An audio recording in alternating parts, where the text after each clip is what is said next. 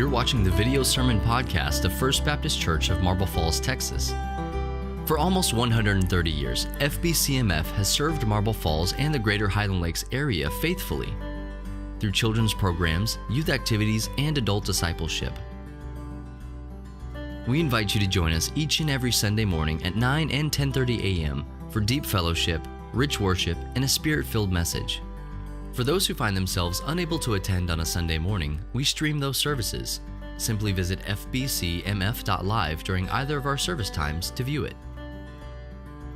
Never miss an archived sermon by subscribing to this podcast on YouTube by visiting youtube.com/FBCMFtube.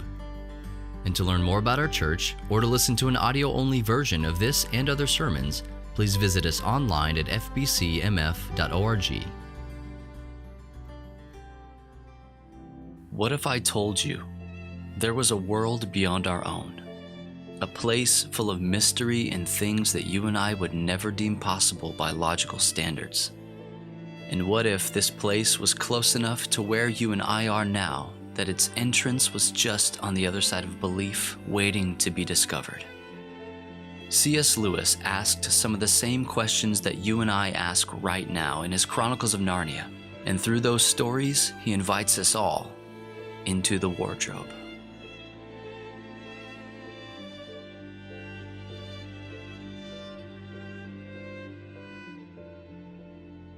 There was a wonderful pastor from Georgia, and he asked one day about, is it possible for people to waste Easter? He said that Easter is a very terrible thing to waste. What do you think he was talking about right there? As Christians, especially who love the resurrection of Jesus Christ, who show up more on Easter Sunday than we do any other time of the year, how in the world do Christians who believe in the resurrection, how would they waste Easter, do you suppose? Perhaps like this. Maybe it's possible for us to jump so fast to Easter Resurrection Sunday morning that we forget all about what happened to Jesus on Friday. And without Friday, Sunday doesn't happen. And so this morning, if we would, I'd like for us to join the very first followers of Jesus who stood looking at a grave, wondering how it all went wrong, wondering what happened, who felt the sense of loss. And these people had no idea that Sunday was coming. And if we jump so fast to Sunday and we forget about the true death of Jesus, then we'll come in here next week and we'll jump up and we'll say, yay, Easter is here, but really we trivialize it and we make Easter more shallow. We waste Easter if we don't stop for a moment and think about actually what happened to Jesus before the resurrection. In C.S. Lewis's sweet little children's book, The Lion, the Witch, and the Wardrobe, which I believe is just as much of an adult book, I held on to hope when I first read it that the great lion would leap up and eat the white witch before she killed him. That's what I wanted. That's what I thought would happen. In fact, when I was reading it or hearing it read to me, I remember feeling a little bit like that. I remember thinking, he's tricking her. Watch this. There she is with the big knife. He's about to jump up. Watch, everybody. He is tricking the witch. And then he doesn't trick her and she stabs him. But I'm holding on to hope, right? And I think, it's a fake death. It's an illusion. He's just pretending. Watch, she only kind of wounded him. He's about to jump up. He's not really dead. Watch Aslan, the great lion. He's going to come right now. Get ready. Here he comes. Come on, Aslan. And the chapter ends. And what I wanted so bad in that moment was for him not to be dead. And for her to lose, and it didn't happen, and I was just stuck at the end of the chapter right there. Aslan really did die.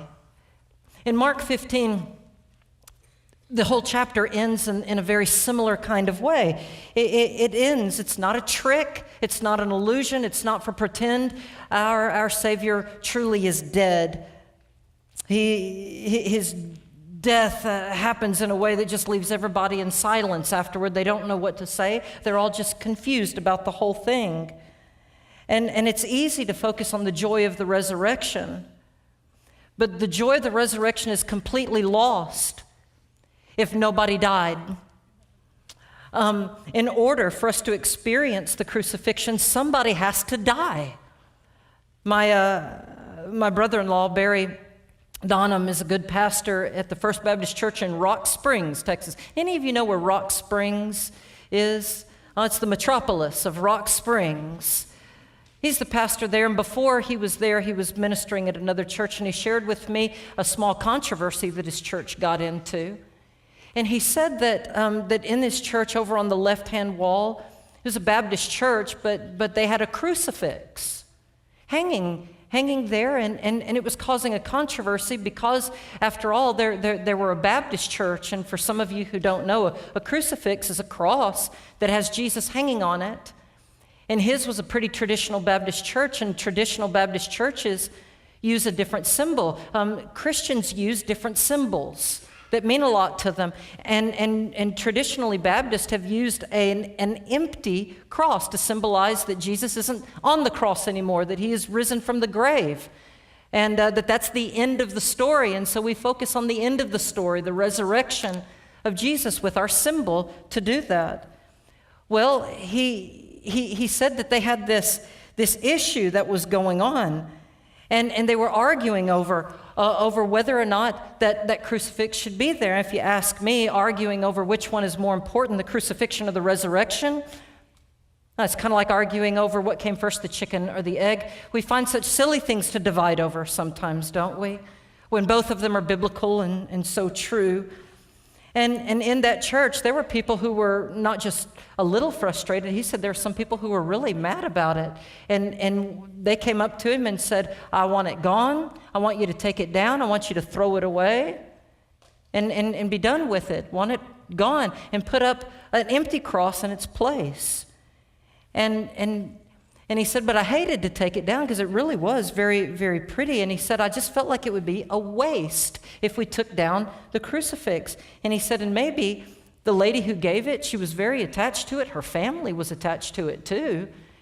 And he said he didn't know the whole story behind it, but he said he was trying to figure it out. Maybe she got it from the Holy Land, or maybe some people that meant a lot to her had made it for her. But he said it was pretty, and he just didn't want to take it down. But he didn't know exactly what to do. What would y'all do if part of the church wanted something and the other half didn't want something, and you were leading that church? How would you deal in that conflict? Our staff in all of our offices, we have different symbols that mean something to all of us as well. And one of our staff members, I was talking to him, and I noticed, I like how he has his office decorated with mission things everywhere, and I noticed that he had one thing, and I said, may I see that? Tell me the story behind it. Hannah, would you hand this to me for a second? One of our staff members has a crucifix in his office. Here it is. I asked him if I could use it this morning because I really think it's very, very pretty. I think it's an amazing little work of art. And I said, what's the story behind it? And he said, it was given to me in Peru.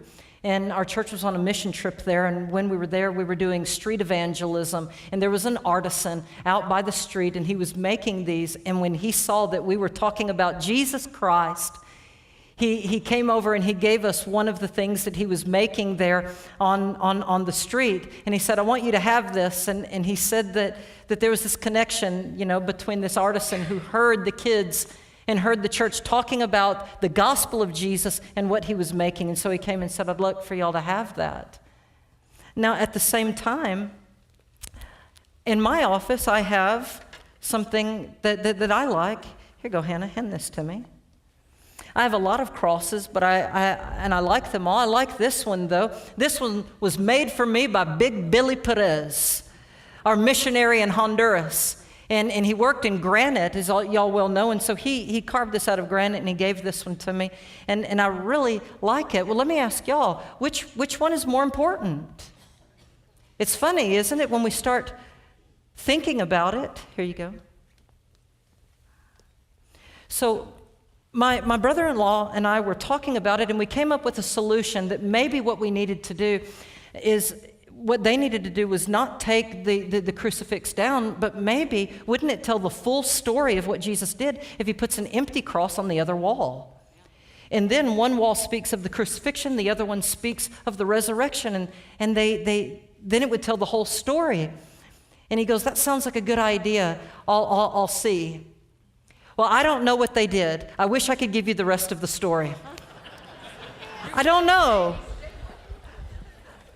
But I think that it would be a good idea, because sometimes, y'all, the crucifix needs to remain where it is. We don't need to do away with it so quickly. And it's hard not to just do away with it so quickly, because our tendency is to want to get past Friday and get to Sunday as quickly and efficiently and as streamlined as we possibly can. But I believe this. I believe that if Easter is to have any meaning at all, if next week is going to be alive and do something to your heart and mind and be life-changing to anybody in this room next week, that we cannot separate what happens next Sunday from what happens on Friday. The resurrection becomes shallow and trivial if we allow that to happen. Without Good Friday, Easter never happened. It never happened. You can't have a resurrection if nobody is dead. It's important then to just stop reading Mark chapter 15, when you get to verse 47, and to stop right there and not go so quick into chapter 16, because the followers of Jesus did not get to move so quick to chapter 16. They had to stay in chapter 15 for 3 days. They don't have just seconds to quickly move on. They're just stuck in this horrible moment. And so we need to hold on for just a second. And when we stop in chapter 15, something happens. Jesus really is dead. He isn't sleeping. It's not a trick. He is just as dead as any of your loved ones in a funeral that you have been to, and there is the body in the casket, and he or she is dead. And Jesus was exactly like that, just as dead as you would see at anybody's funeral. And all of the texts agree with this. In Acts chapter 5, the testimony of the early church said, this Jesus whom you hanged on a tree, God rose him from the dead. In John chapter 20, Jesus shows up after the resurrection, and he says, look at my hands. They're scarred up. Look at the holes in me. Do you see all of this? I really was dead. Behold, meaning look at me. I was dead. It wasn't an illusion. It's not a trick. I'm not a ghost. I didn't get through all of this crucifixion without scars. No, I have scars. Death left its scars on me. Look at all of it. In Revelation 1, literally, if we translate it, it says that Jesus Christ was the firstborn among the corpses. He was dead. And if you don't believe the biblical witness, just ask the soldiers who were there. Are you talking about the one in the middle? Yeah. He's dead. You don't believe the soldiers, you could ask all of the apostles. Now, they all ran away at first, but slowly kind of made their way back, hiding among all of the crowd. They'd say, yeah, we ran away, but we made our way back. But we could tell you, we knew the moment when it happened. He was dead. Ask the women who were all there at it, the women who were closer by, but still at a distance. Say, yes, he was dead. At Jesus' mother. Is it true, Mary? Is it true that he really did die? Unfortunately, our Jesus is gone from us. I don't know what to tell you. Yeah, Jesus is dead. I watched it all happen. You can't have the resurrection if nobody is dead.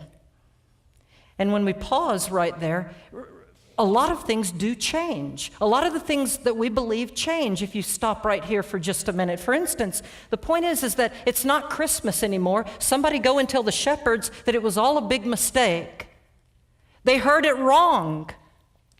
We don't know what you saw that day in the sky, but it wasn't angels. We don't know. It was all a mistake. Somebody go and tell all of the wise men that the gifts that they brought that day, you just gave it to some random little kid.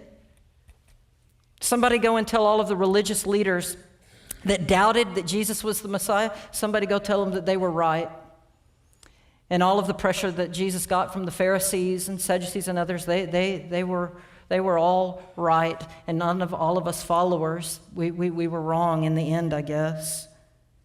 All of the skeptics who said, it's impossible, there's no way, the skeptics ended up being right, and we didn't. And Herod, somebody go and tell Herod that when he laughed and he mocked Jesus, that he's right to mock him, that it's all over with now. And somebody go and tell all of the poor people, and all of the lame, and all of the blind, and all of the beggars, and all of the cripples, and all of the sinners, and all of the tax collectors, when Jesus went to all of them, and he said, life is different now, because now you get to be on the inside rather than on the outside, that in the kingdom of God is different than the way the rest of our world is. Come in and be healed and be a part of the kingdom of God, that you're just as much of a part as any rich person, any powerful person, and all of the poor and all of the lame and all the people who believed that and joined it. Somebody go and tell all of them that it's not true, that the rich and powerful still have all of the power and you are still left on the outside. And nothing has changed in your life whatsoever. Somebody go tell them all of that. There is this lost dreams thing here.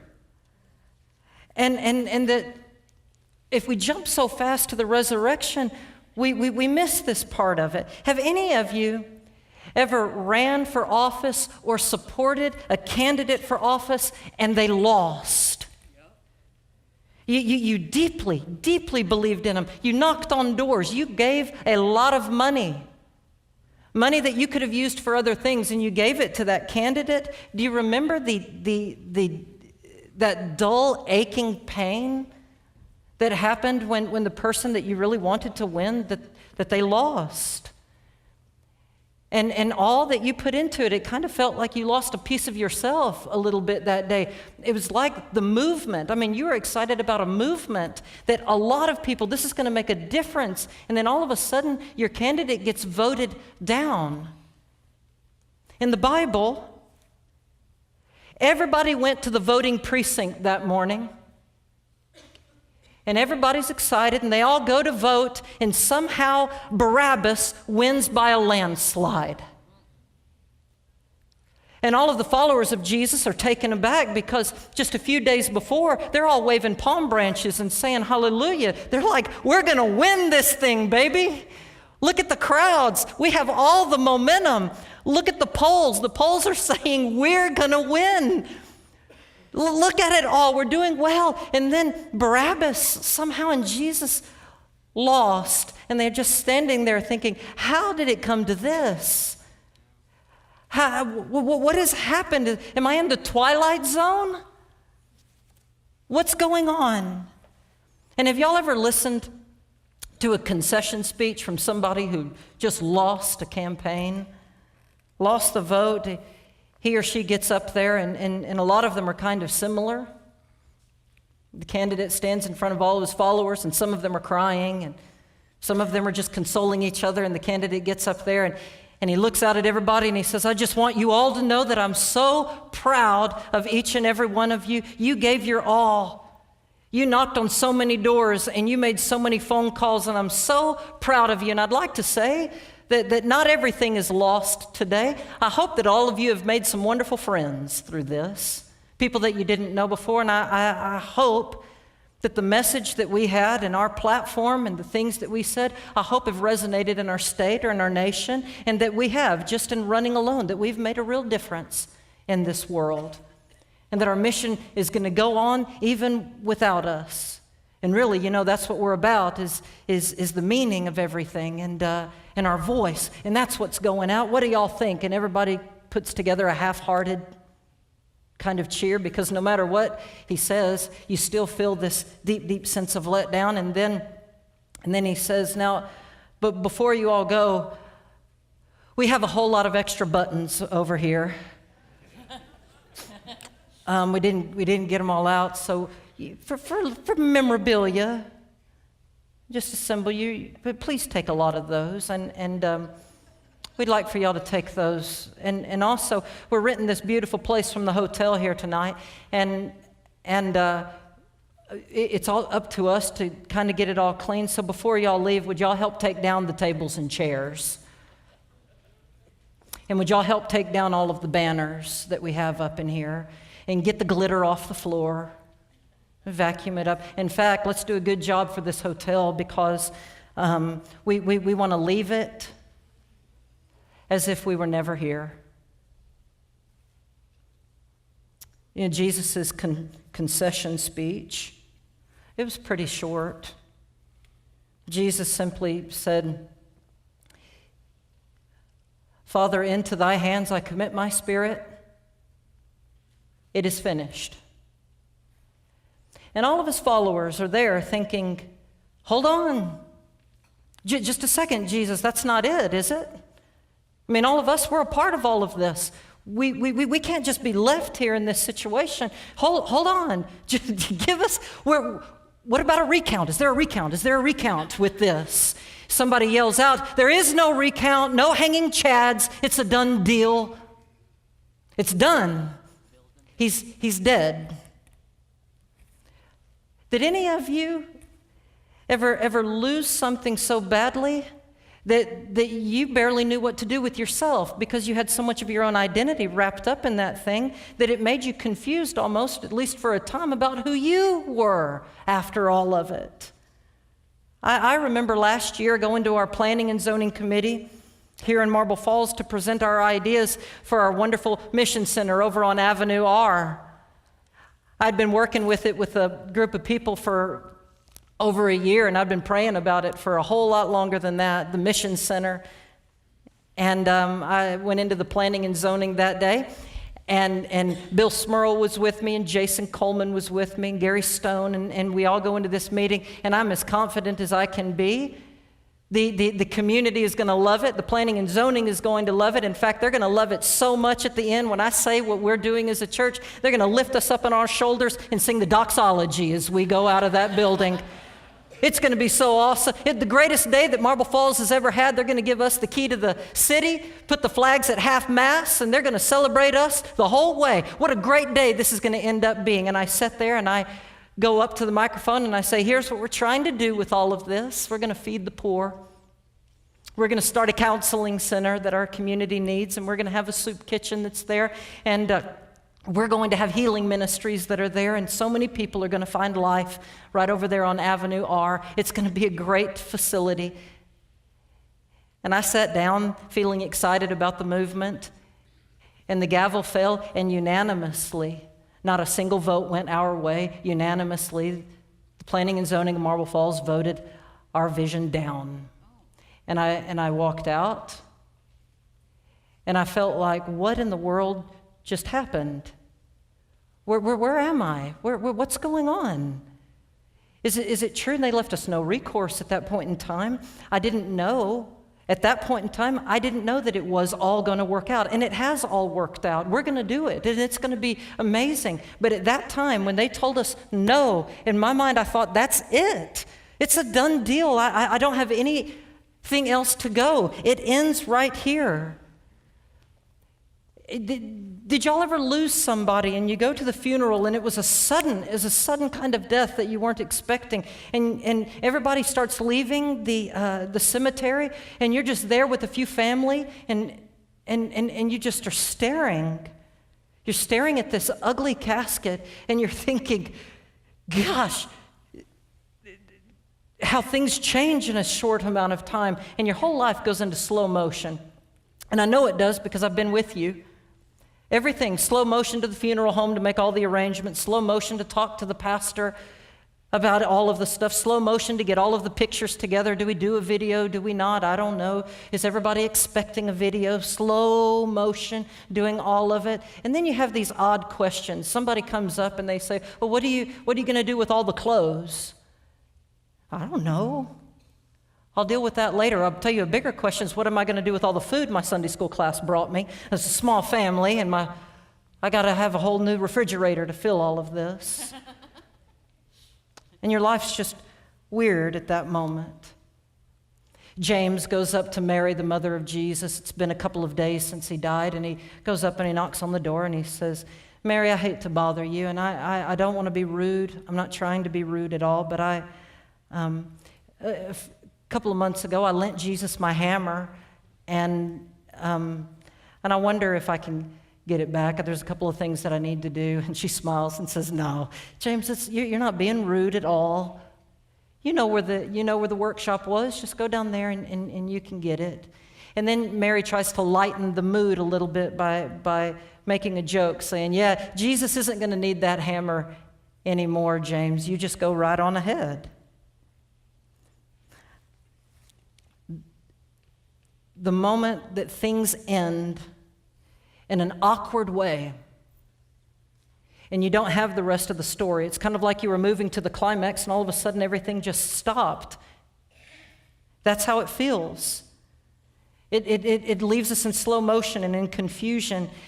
But the thing is, if we don't stop in chapter 15, and if we just move right on through, then Easter is wasted. It's wasted, because for us to come in next week excited about anything at all, then we have to live through this moment first. And so you come to it and we think, do I want to waste Easter? As unbaptist as it possibly can feel, I challenge you, hold on to the crucifix. Hold on to it a little bit longer. Paul said, I was convinced to know nothing in the whole world except Jesus Christ and Him crucified. Easter can only be a life-changing belief if it is deeply, deeply grounded in Good Friday. There is no resurrection if nobody died. And Mark says here at the end of chapter 15, verse 47, the women went up to the tomb. And I don't know what they were expecting. Maybe he's not dead. Maybe somebody else is in the tomb and they keep looking around. But this is the end. And they just keep staring there. And chapter 15 ends in silence, with women just sitting there staring, having to deal with how everything just now came to an end. You've been watching the video sermon podcast of First Baptist Church of Marble Falls, Texas. Never miss an archived sermon or video posted to our YouTube channel by subscribing to it at youtube.com/FBCMF2. For more information about our church and to hear an audio-only version of this sermon, please visit us online at fbcmf.org.